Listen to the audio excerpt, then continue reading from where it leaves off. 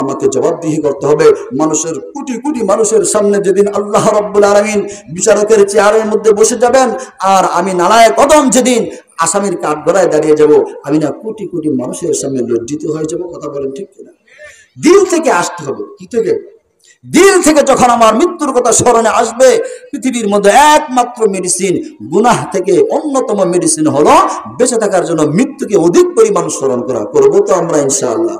আল্লাহর হাবিব বলেন, ওই সময় এমন একটা অবস্থা হবে, মানুষ তার হায়াতের জীবনটাকে বড় ভালোবাসবে আর মহাব্বত করবে, কিন্তু মৃত্যুর কথা ভুলে যাবে, মৃত্যুর কথা স্মরণ করতে চাইবে না।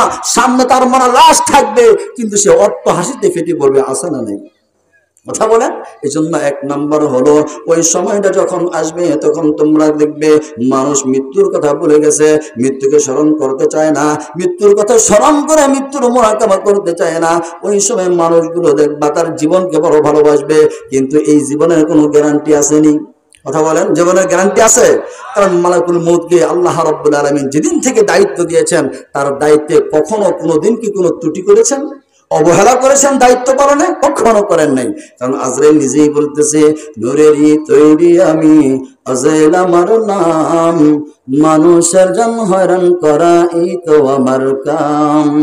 ভাই নিয়া বোন কাদাই, বোন নিয়া ভাই, আমার বিষাক্ত সবল হতে রক্ষা কারো নাই।